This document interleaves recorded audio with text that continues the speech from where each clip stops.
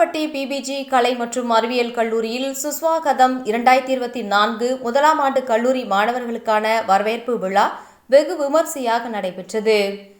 Kovai Saravanapatti PPG கலை மற்றும் அறிவியல் கல்லூரியில் 2024ஆம் ஆண்டு கல்லூரி வாழ்க்கையை துவங்கப் போகும் முதலாம் ஆண்டு மாணவ மாணவிகளை வரவேற்கும் விதமாக சுஸ்வாகதம் 2024 என்னும் மாணவர்களுக்கான வரவேற்பு விழா கல்லூரி அரங்கில் நடைபெற்றது. பிபிஜி கல்வி குழுமங்களின் தலைவர் டாக்டர் எல்பி தங்கவேலு தலைமையில் நடைபெற்ற இதில் கல்லூரியின் தாளாளர் சாந்தி தங்கவேல், நிர்வாக அறங்காவலர் அக்ஷய் தங்கவேல், கல்லூரி நிர்வாக இயக்குனர் கேப்டன் டாக்டர் அமுதகுமார் ஆகியோர் முன்னிலை வகித்தனர். கல்லூரி முதல்வர் முனைவர் முத்துமணி அனைவரையும் வரவேற்று பேசினார்.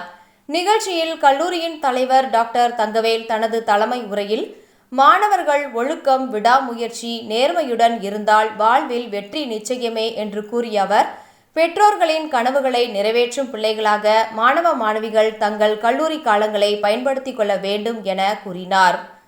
இவ்விழாவில் சிறப்பு விருந்தினராக கோவை மாநகர காவல்துறை துணை ஆணையர் டாக்டர் ஸ்டாலின் கலந்து கொண்டு மாணவ மாணவிகளுக்கிடையே உரையாற்றினார்.